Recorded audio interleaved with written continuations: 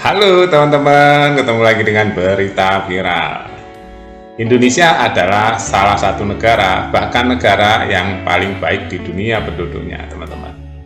Ya, yang suka nyumbang. Nomor satu di dunia adalah penduduk Indonesia. Ya, itu hasil survei yang terbaru, teman-teman. Nah, di sini sedang rame soal ACT ya. ACT itu satu yayasan atau lembaga yang ngumpulin dana-dana donatur ya. Ini sekarang sedang viral dan diincar oleh kepolisian, oleh PPATK, oleh Densus ya.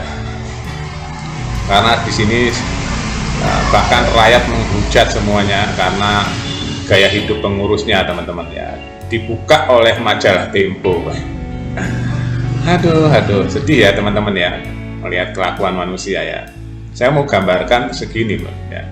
Bayangin aja teman-teman, ada orang yang berhati baik, orang Indonesia ya, yang nyumbang itu kan nggak semua orang kaya. Dia karena hatinya baik, dia sehari-hari cuma buruh ya, dia nyumbang ke ACT.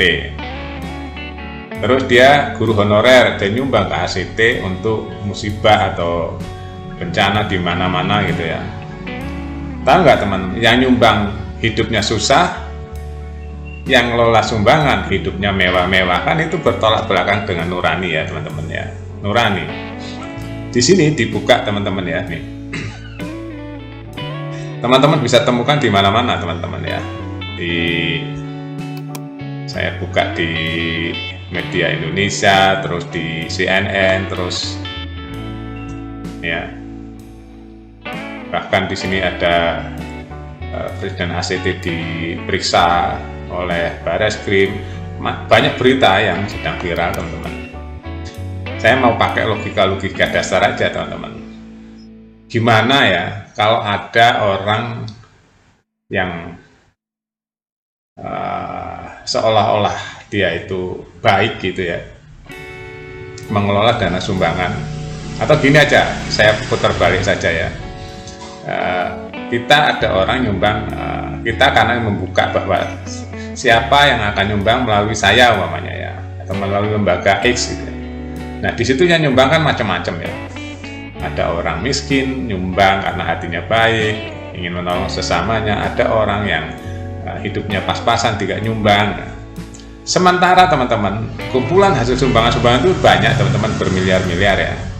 Nah di sini di Tempo, di media teman-teman bisa lihat itu viral sekali ya. Itu gaya hidup pengurusnya yang menampung sumbangan itu teman-teman ya. Gajinya sampai ratusan juta per bulan teman-teman ya. Ada yang 250 juta, ada yang 150 juta, ada yang pokoknya ratusan juta. Kebayang nggak teman-teman? Sementara yang nyumbang orang susah-susah, masuk akal nggak? Itu satu ya. Belum ada lagi kisah-kisah yang lain. Ada yang dananya sampai ngumpulin, wah dipasang iklan ya, seolah-olah didramatisir. Ada keluarga ini kena musibah ini, ayo kumpulin dana. Setelah terkumpul dana, yang disumbangkan nggak 100%, hanya sekian persen, yang sisanya nggak ngerti, nggak ada laporannya. Jadi teman-teman, ini viralnya berita ini gara-gara diselidiki oleh majalah Tempo ya. Di gajinya pengurusnya itu teman-teman ratusan juta sebulan. Terus mobilnya teman-teman ya, mobil Alphard, mobil Pajero, mobil mewah-mewah itu teman-teman ya. Nah, terus ada lagi yang miris kalau saya dengarnya ya. Sebenarnya saya nggak menceritakan, ini terlalu miris, terlalu bertolak belakang dengan akhlak ya. Terlalu bertolak belakang dengan akhlak dan norma kalau menurut saya ya. Orang itu yang mengurusi sumbangan itu seharusnya orang udah selesai pada nafsu-nafsu, pada diri sendiri udah selesai. Karena orang berpikir bahwa orang yang ngurusi sumbangan-sumbangan itu adalah orang yang sudah memang membaktikan dirinya untuk kebaikan, untuk menolong orang, bukan dia makan dari sumbangan.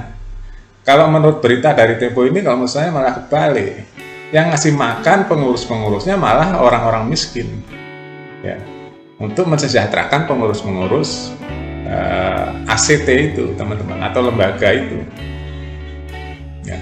Ini kalau menurut berita Tempo pasti miris teman-teman ya, kalau membaca ya. Baca berita Tempo miris, hati saya jadi miris. Kok ada ya orang hidup seperti ini bisa tidur nyenyak ya? Sementara uang yang seharusnya sampai ke yang berhak malah untuk gaji karyawan atau gaji pengurus begitu besarnya hidup mewah. Saya itu berlangsung bertahun-tahun teman-teman ya. Bayangin aja teman-teman ya. Kalau gitu yang sejahtera siapa? Kalau gitu siapa yang mensejahterakan siapa? Siapa yang membantu siapa kalau gitu? Ini kan tujuannya donatur membantu orang melalui satu lembaga namanya anggap aja X gitu ya. Yang diberitakan Tempo di situ ACT. Ya, kalau gitu, kalau lihat data yang dikeluarkan Tempo ini, terus siapa mensejahterakan siapa? Kalau kebalik-balik teman-teman. Seharusnya kan donatur ingin mensejahterakan yang membutuhkan, ingin membantu kehidupan yang membutuhkan itu tadi. Kalau baca laporan Tempo, teman-teman pada merinding ya, merinding. Ternyata orang ada kehidupan yang dibungkus-bungkus dengan seperti itu, merinding. Makanya sekarang Polri, Densus 88, BNPT dan PPATK sedang mendalami ini, teman-teman. Ya. Menurut saya ini harus ditelusuri sampai selesai supaya nanti masyarakat nggak antipati terhadap lembaga-lembaga donatur, lembaga-lembaga yang menyalurkan donasi-donasi itu. Sebenarnya kalau saya pribadi ya teman-teman, saya pribadi dari awal sih ngelihat gelagat-gelagat seperti ini sudah karena saya memang kerjaannya belusuan teman-teman ya, dan saya mengenal banyak orang ya, dari muda saya udah pengalaman mengenal tipe-tipe orang ya. Tipe orang biasa, tipe orang yang kamuflase, tipe orang yang suka membungkus sesuatu dengan agama, ya, kebaikan-kebaikan, terus padahal dibaliknya itu adalah kepentingan. Ya, saya pakai bahasa yang halus saja ya, saya bisa aja pakai bahasa yang vulgar ya. Dan saya biasa melihat kejadian-kejadian itu di lapangan, teman-teman. Ya. Nah, ternyata sekarang Tempo yang membuka, ya. Tempo membuka ini. Ya, jadi heboh Pak, karena Tempo kan sudah produk jurnalistik, jadi udah cover both side ya, dua pihak udah di cover, udah klarifikasi ya. Jadi sekarang Polri ya, Densus,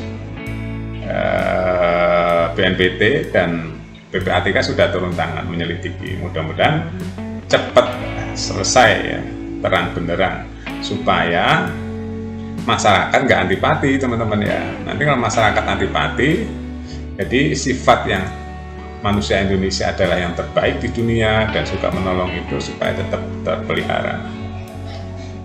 Jangan karena oknum-oknum yang rakus akhirnya mencederai kebaikan-kebaikan orang-orang yang suka membantu. Itu ya teman-teman pendapat saya. Jadi kita harus pakai rasa ya, semua itu harus pakai rasa. Memang orang itu terdiri dari dua teman-teman, ada orang jahat, ada orang baik. Tapi yang paling berbahaya adalah orang jahat berbungkus kebaikan. Itu hati-hati teman-teman ya. Terima kasih teman-teman sudah nonton, tetap semangat, jaga kesehatan dan selalu bersyukur. Sampai jumpa.